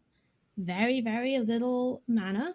And let's see what Julie is going up against, so we can tell how it's going to go. Oh, it's Rakdos Midrange in the hands of Octarium. And Octarium, by the way, you get 0 points because even though you thought your opponent would be on Izzet, as discussed, there are no points available for that. However, there may be points available if Octarium can win this week 1 matchup. Arya, Rakdos Midrange, is this just Grixis without the moisture? It's... I don't know that I'd ever want to call anything Grixis without the moisture, but... But this is structurally very similar to a lot of the Grixis decks. It's actually closer to the mono black decks, let's say, than the Grixis ones. It's really a mono black deck that happens to have Fable and Blood Tide Harvester in it, and is really looking to go with like a lot of interaction, strong mid-range threats, like Graveyard Trespasser, for example, a threat that lines up very, very well against Izzet. This build of the deck, good against Izzet decks in general, maybe slightly less favored against a specific build of Izzet that Julie brought, because your Invoke Despair deck somewhat poorly positioned at times against decks running cards like Spell Pierce and other super cheap interaction. But broadly speaking, if we look at just the archetypes, I want to be on the Rakdos side of this. With the specific list in question, it gets maybe a little closer. All right. Well, I want to find out what happens because I love Izzet. I love Rakdos. I'm a Grixis girl. Let's go down and watch the battle for the favor of the God Emperor, the God Pharaoh. And here it is. Game number 1, opening hands. That's a Ledger Shredder in hand for Julie with Make Disappear, Haughty Djinn, Terra, and the Small Egg. And on the other side, we have Double Harvester, Grasp, Soul Transfer, and Invoke Despair. That's a lot of creature interaction for Octarium. Yep, and I mean, that's what Octarium's deck is just built to do, just reliably interact with creatures turns like 2 through 8, and then kind of win whatever's left over. It'll be interesting to see how this hand of Julie shapes up against what Octarium is doing, because Julie has a surprisingly creature-heavy hand for this matchup, but that may end up being good given the sheer amount of removal Octarium has. Right. Normally, you think of these Izzet lists as playing, 1 or 2 threats. There's a Djinn, there's maybe, a small egg or something else kind of holding down the fort, and then just firing off a flurry of spells to create the advantage. But actually, this hand much less weak to 1 or 2 well-timed removal spells, although we'll have to see how well it deals with maybe 3 or 4 well-timed removal spells, as Octarium finds a copy of Shieldred, but no third land. Yep. And this is just one of the risks of playing a non-blue mid-range deck, is sometimes you just can't draw third lands. Like, one of the things this decks like Izzet has going for it is you just frequently have cantrips to make sure you hit lands going into the mid game, and red-black doesn't have the same benefit. Jodah is actually just going to pass the turn back, sitting on these 2 copies of Make Disappear, and that makes a lot of sense, giving the double Blood-Tithe Harvester on the other side of the battlefield. Here is cut down for the egg. And for the Rakdos fans out there, you'll be relieved to hear that Octarium did find the third land, so only 1 land drop behind, and pretty ahead on board with a big attack in for 6. Yep. And on the Rakdos side, this is exactly the start you want to have, right? You want to have early threat, like 1 or 2 early threats, and then just a pile of interaction for every Haymaker blue has. So this is kind of an ideal start for Octarium. Oh, and look at this. Octarium's going to fire off that Infernal Grasp in the end step, but Julie had found a very key card, a copy of Slip Out the Back, and that is not only going to be able to save Shredder from the removal spell, but also trigger that Connive ability. So pretty nice turn cycle there for Julie. Yeah, and no 4th land there from Octarium was kind of huge for Julie. It leaves her with the ability to, well, it means she doesn't just die to a Shieldred coming down. Still not in great shape, but lets her continue to play the game at least. And now this Shredder is at least out of the range of 1 activation of a Blood-Tithe Harvester as well. Julie really probably does not want to make that trade, but trading it for 2 copies of Harvester would probably be acceptable. Yeah, the problem here for Julie is without that 4th land, this hand really doesn't do anything. If she plays more to the board, then she's just risking being completely cold to removal spell. But if she just holds up interaction and Octarium just activates Shredder, activates Blood-Tithe Harvesters, attacks her, leaves her with nothing on board, or maybe just attacks with everything, gets her to 1, then Julie's going to have a really, really hard time winning, because she's dead to any Graveyard Trespasser, any Shieldred, any Invoke Despair that resolves for the rest of the game. And that's going to be a hard spot to come back from. Yeah, this is not great stuff here. And we're going to see the pre-combat activation Shrink the Ledger Shredder come in for the attack. Things not looking good here for Julie in game number 1, as this pair of 3/2s come swinging. Octarium has a Graveyard Trespasser as well. And this game 1 looks pretty locked up. Is there a creature in the graveyard for this Trespasser to eat? I believe there's the Blood-Tithe Harvester that just went there, so very much so. As well as a Smoldering Egg for Julie. Oh, that makes sense as well. But Julie, we of course know, has the Make Disappear, so it isn't at least not dead yet. But yeah, without a land, Julie is definitely dead next turn. Yeah, and that is not a land. Shivan Reef doesn't even make red mana because Julie is at 1. Haughty Djinn can come down. That represents 2 blocks at least, but you and I both know, and our audience at home knows, thanks to the magic of our wonderful producer Phoebe and hand cams, that the removal spell is in hand. No ability to counter that, and that is game number 1 going to Rakdos Midrange in the hands of Octarium, who thought that this was a good matchup coming in, and that does seem to have transpired, although both players are missing land drops a little bit here in game 1. Yeah, and I mean, It's interesting how the blue red deck interacts with missing land drops, because in some aspects the deck doesn't care that much about land drops, because once you get the cards flowing, everything is really cheap. But that deck does really need to hit that crucial fourth land drop to actually get cards flowing. You need to get to the point where you can play out Hot Agent or a 2 mana threat and leave up Make Disappear. So being stuck on 3 lands is brutal, whereas just one more land is probably fine for the rest of the game. That makes a lot of sense. Now, having a look at the sideboards, we see Small Egg, unfortunately, coming out. We see Rending Flame come in. That's a pretty popular sideboard choice we've seen against the likes of Shieldred. Do you like this configuration for Julie? Yeah, it's an awkward spot where Shieldred can definitely be problematic for this deck, particularly when backed up by a lot of early removal. I think Julie's plan is generally to just go under Shieldred to beat Shieldred by just having like a 7/8 Hot Agent and racing it. But against draws with Harvesters, against draws that just have too much early interaction, this configuration of the deck can struggle. I'm a little surprised to not see those Essence Scatters get the nod. What do you think that there's a reason to kind of leave out the kind of counter magic? It's hard to bring in counter magic that doesn't hit a lot of the more impactful spells from Octarium. So notably, removal on your threat's crucial to be able to hit, and Essence Scatter doesn't hit that. And it also doesn't hit Octarium's biggest haymaker, which is Invoke Despair. So having something that's theoretically an answer to a threat in Essence Scatter that doesn't hit Invoke makes it pretty awkward in this matchup. Julie also not giving the nod to Disdainful Stroke, which I have to admit is like my first slam in sideboard card when I see 4 Shieldred, 4 Invoke, but I am sure that Julie has tested this matchup and knows exactly what she's doing. Oh, and actually there's Invoke Despair is just coming straight out, so that makes a lot of sense.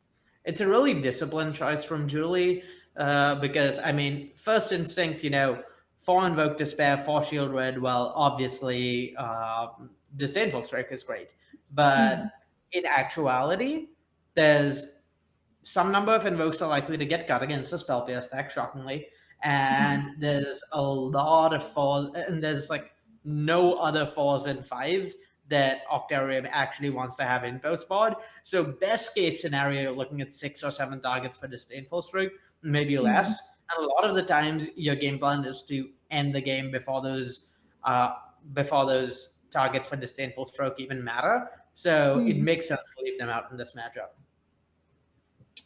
Yeah, there's a lot of sweet sideboard cards though in the 75 there for Octarium. We saw 2 more Duresses come in. We saw Torch Breath straight out of SNC coming in as well. And I will note that Octarium came to the table with 2 copies of Duress in the main. So that just straight away from week number 1 of the VML, going hard, putting the chips in, saying, I think this is what you're going to be on. And sometimes it pays off, sometimes it doesn't. All part of the charm of this tournament. I believe Julie has been known to register Izzet not every time, but every week but one. And so it makes sense for Octarium to recognize going in that they're going to play against Izzet, bring a deck that beats Izzet. And here's Duress on 1. There's going to have a look at Consider, Shredder, and Fires of Victory being the take there. Letter Shredder comes down on turn number 2, though, for Julie, and there's no removal that can deal with it just yet for Octarium, so they're going to have to live with this flyer being on the battlefield for a little while. Well, at least until Liliana comes down. Yeah, and I think in Octarium's spot, at this point, what it's all about is whether or not Julie has a counter spell. If Julie can counter that Liliana from their perspective, then, well, the game is basically over. But if not, no threat on board, and Octarium is just in good shape. So, Julie passing the turn back. Octarium draws the second copy of Liliana, which I think, sometimes you think, oh, it's drawing the second copy of a legendary, whatever. But in this exact spot where, exactly as you described, Arya, you're worried about the counterspell, drawing that second copy of Liliana must be such a good feeling. Yeah, it's definitely powerful against this particular draw from Julie as well. Just knowing that a draw from Julie that relies on just like one threat is just going to be soft to Liliana, and there's no two ways about it. All right, here's Consider. It finds a copy of Make Disappear, so Julie does now have a counterspell. Has an Impulse as well. What are you pitching here? Wow, that's a statement. Pitching that Rending Flame, that is saying something. Yeah, I think to Octarium, what that mostly says is, I have a counterspell in hand, and there's really nothing Octarium can do about that.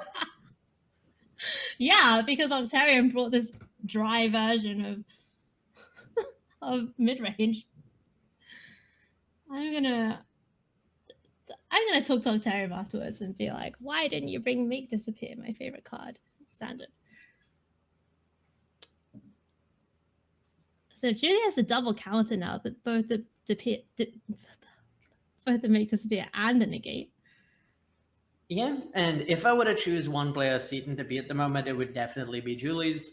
The counterspells just line up really well against Liliana's.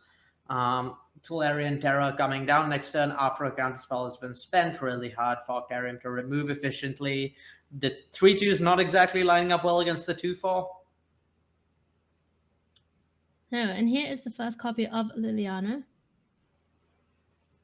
Oh, using the negate in this spot. Yep. And you have to think very carefully, right, when you're playing these matchups. Like, from our perspective, we know that the next threat is also Liliana. But from Julie's perspective, that could easily be a Shieldred, and holding the Make Disappear exactly makes so much sense. Yeah. Playing around Shieldred, good heads-up play from Julie, and like you established, it's the main thing she's worried about in this spot. So keeping that covered may be more important than, being able to counter an extra removal spell when she has more threats in Hardigan and Tolarian Terror. It does have a bit of a choice here. It could slam down either one or the other. Tolarian Terror, a little bit stickier, shall we say, against removal. But Hardigan is a faster clock, already at 5, and with this Make Disappear potentially at 6 very soon. And for those of you who are good at counting, that is not very many hits before you can take your opponent from 17 to 0.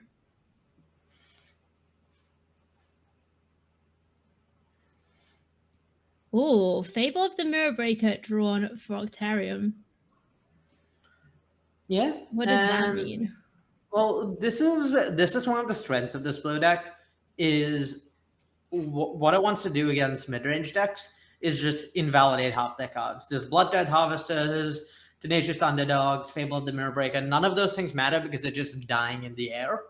And I mean, that's something Julie is able to have here. Just be safe against something, to just let a card like Fable resolve, because, well, she can counter it here because it's just good tempo, but generally speaking, Fable is not a good card against this deck just because you don't need to answer it.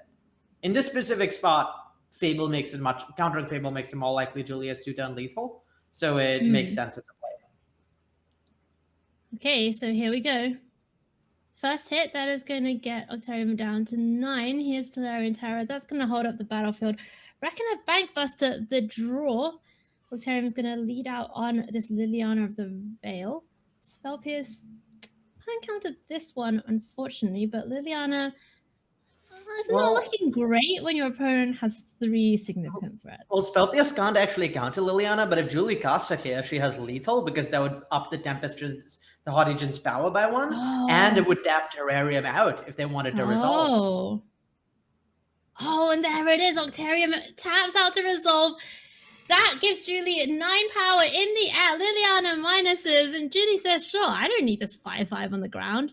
Get out of here. That is the game, and very well navigated indeed by Julie in game Number 2, all she has to do is hit a tackle, and there we see it. We're going to see a decider between Rakdos Midrange and Izzet Tempo, and this game has been an absolute treat. Yeah. Is there a play dynamic here, Arya?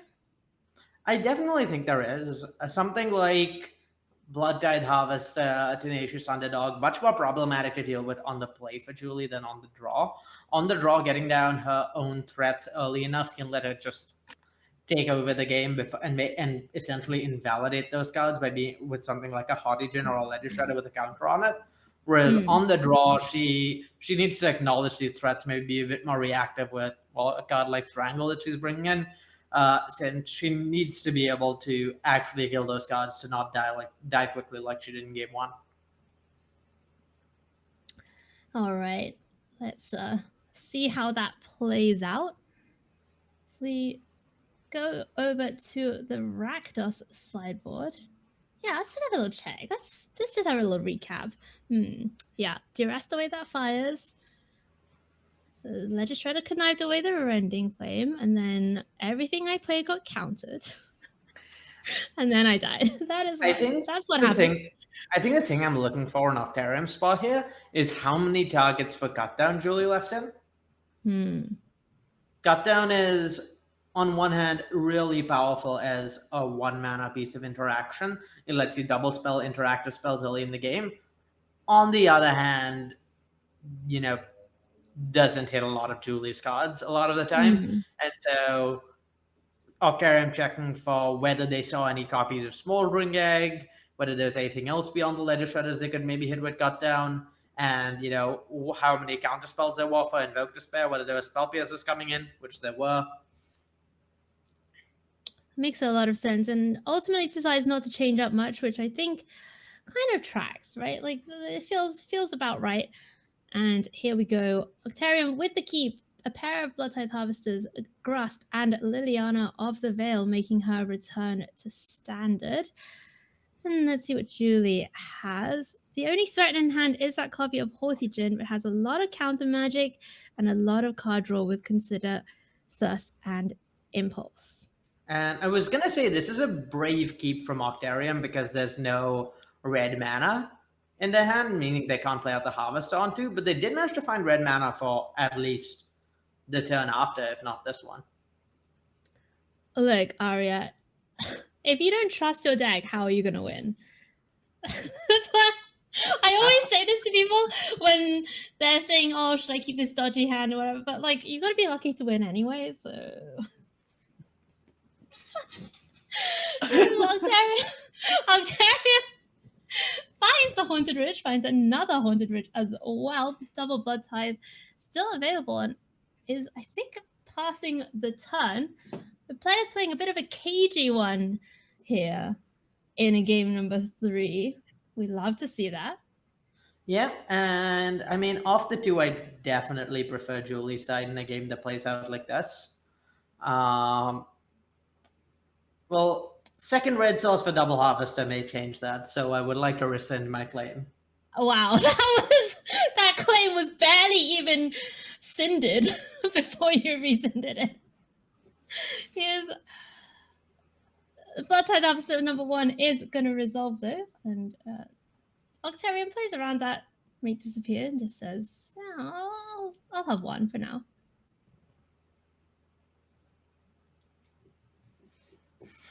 Yep, and Julie's very far ahead on cards here, but at least a little far ahead on cards here, but is going to have a hard time resolving a threat through all the interaction Octarium has, and no actual interaction for those threats if she taps out to play a Haiyue. Right, like playing the Haiyue, sure, you have a Spell Pierce or you have a Make Disappear up, but once you use one of those, it's very difficult, especially if your opponent just untaps, plays the second Harvester, and cracks the first Harvester. Decides to go for it, though. So here comes Haiyue, the only threat that Julie has available to her so far. Let's see how this one pans out. It's going to be an attempt at an Infernal Grasp to start with. And I think we're expecting to see this be countered. Yeah, I would expect either a spell pierce or a make disappear here, depending on how Julie saw the rest of this game progressing. Yep, spell pierce. Unfortunately for her, Liliana's going to be a little awkward. Yeah, just a bit. Just a bit. Here she is. It's Liliana of the Vale. Back in standard after quite a long absence. And it's nice to see her here again. Edicting away that haughty Jin, and now Julie left with an empty board, staring at 3 counter spells, Silver Scrutiny, and Impulse. So plenty of counters, plenty of card draw, not a lot of threat. There's Strangle. That is a pretty nice pickup here for Julie. Yeah, interaction here, one of the things Julie wants. So definitely a good get. Just avoid falling too far behind on board. Still don't love her spot against this Liliana, though. Do you like taking out the Harvester there instead of going after this Lily? I think Julie has to. It's obviously not ideal, but she will just die to the 2 Harvesters. Yeah, I think I agree. It's just, if you don't use this to get behind a board, you're taking 6, you're down to 8, and then after, in another couple of turns, you need to find more interaction. The long game can wait. We can sort that out later. Let's deal with the immediate problems first. And speaking of immediate problems, Graveyard Trespasser is potentially a big headache here for Julie, and you can see her committing to this double counter to prevent it coming down. Yeah, not exciting way to spend the cards you spend your first few turns acquiring, though. You're trading down on mana, trading down on cards, and you're behind on board. So, rough spot for her for sure. Yeah, and this is kind of where we see it's the dynamic that Octarium was talking about, swing it, right? Just managed to get rid of the 1 threat. And now Julie just has a lot of air, has to do some discarding to Liliana. Here's a land drawn. And what's her way out of this spot if you're in Julie's seat? I think perhaps Silver Scrutiny into a bunch of interaction might be one way out, but there's really not a lot that is likely to work for her in this spot. Yeah, just so much going on the other side.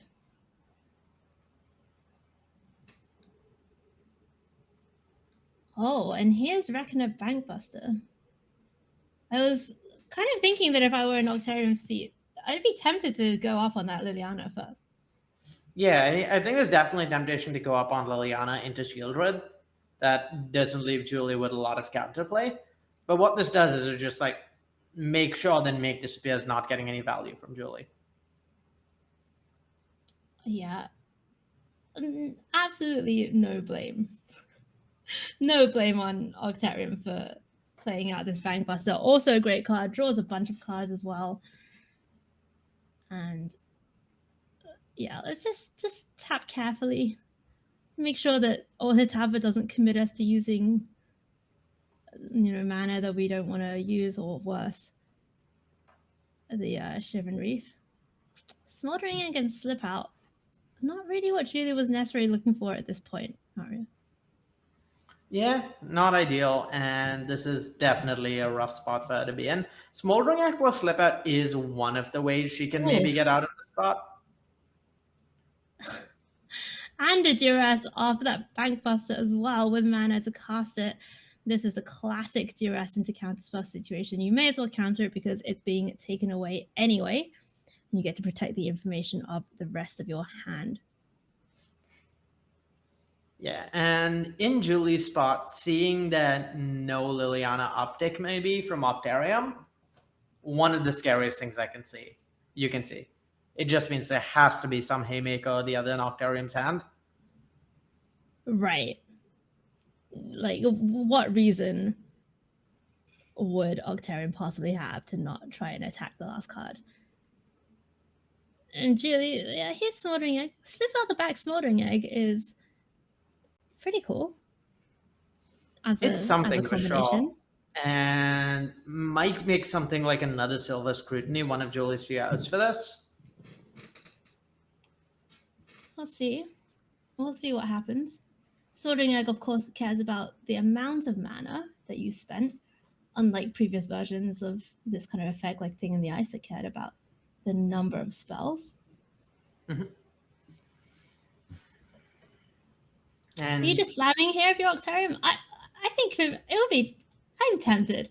You know, I think I would find it difficult to not just go for the Shieldred. I think in Octarium Seed, I'm just very, very scared of the Smoldering Egg and doing everything I can to remove it. So maybe a Liliana down tick, and then if the egg gets protected, then a dodge red to finish it in response. Okay.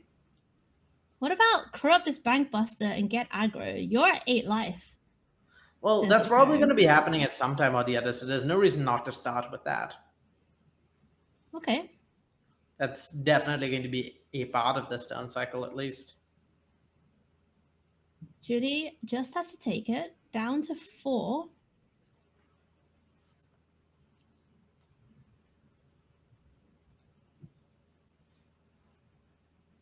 Yeah, that upkeep stuff. The recognition, you know, that might have to use Stiff out the back this turn. Has an Osawara for the Shieldred.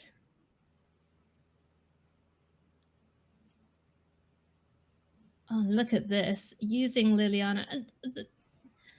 If Octarium could see Julie's hand, they would be so pleased, right? Like, you'd be so pleased if you look at your hand and it's Shieldred, Torchbreath, and you look at your opponent's hand and it's the 2 answers to your cards and you have to make them discard one of them. Just absolutely insane.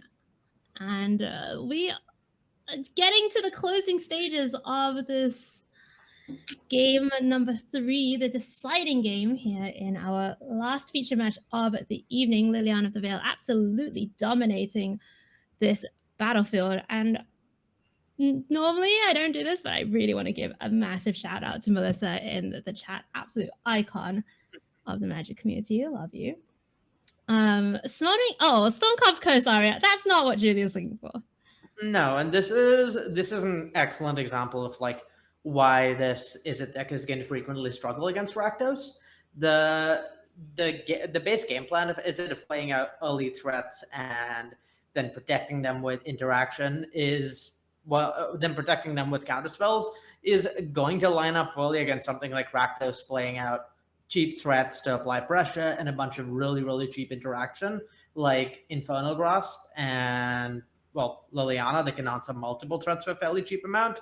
So not on the whole surprising that Julie ended up losing this, given that Octarium came to the table with a deck built to beat Julie's. And there it is, Liliana of the Veil taking down a Small Egg is going to sleep forever, and all Octarium has to do is exactly this. Crew up the Bank Buster with that Blood Tithe Harvester. It's coming in for 4. Julie has an Otawara, can live another turn. But what, you know, it's just staving off the inevitable, it feels like, at this point, Arya. Yeah, at this point, Julie's deck very much built to play from ahead, you know, with counter spells to back up hot agents, bounce spells, protection spells. Not very good at playing from this far behind. So there really aren't draws for. There's no Liers in the deck or other haymakers to just take over here. And that is going to do it. Spell Pierce, not enough to help Julie. And that was an epic 3-game match between Julie on Izzet Tempo and Octarium on Rakdos. Arya, you know, something that I've been thinking about all night, right? Usually week 1 of the season, we like to try and highlight what we see as the spicy decks, right? The interesting brews, the 5-color humans, the Bant storms, the fun decks, shall we say, of the tournament before we kind of head late, you know, weeks 5, 6, 7 towards some of the more maybe more meta decks. Maybe, you know, we focus a little bit more on the players who are in playoff contention. But this week, this time, right from week number 1, we saw some absolutely incredible plays, even though people were piloting these super fun decks, these enchantments, these Jodahs, etc. And if this is a taste of the season that is to come, Arya, I cannot wait. Yeah, I'm really excited. I think this week was really a testament to the brewing and playing ability of the VML community because we saw these decks like Enchantments, Jodah Humans, Bant Storm, and we saw these decks going up against like Esper, Izzet Mm. Tempo, like some of the established best decks in Standard and winning anyway. And I think it's a real testament to the brewers in this community, and I'm excited to see what they bring to the next 6 weeks of division play and beyond that. What was your highlight of the evening? Oh, there's so many. It's so hard. I know, it's so difficult. For me, I have to say it was seeing double Broker's Ascendancy on the battlefield, putting 2 loyalty tokens on like 3 planeswalkers every time. That was crazy to me. I think I was personally a bigger fan of Jodah resolving and ending the game, but it was a really close one. It is close. All right. Awesome. Wow, that is going to do it. That was week number 1 in the books. Thank you so much. First of all, to our sponsors, Wizards of the Coast and Good Luck High Five. The VML would absolutely not be possible without them. And thank you so much for making it happen. Thank you to all of our players. Thank you to Phoebe, our awesome producer behind the scenes. Thank you to all of our competitors in Season 8. And thank you to you, our lovely, beautiful audience. We hope to see you back here same time next week, 6 p.m. Pacific, every Friday for the remaining weeks of the season. Next week, it's not going to be me and Arya. We're going to see some new faces on the VML broadcast, so make sure you turn up and support them because it's going to be super sweet. All right, Arya, any last words to say before we let chat go? Not really. Thank you so much, all of y'all, for being here. And I believe I will be back next week, so I'm looking forward to seeing you then. Great. Thank you so much, everybody. Have a wonderful weekend. Good night. Stay safe. Be well.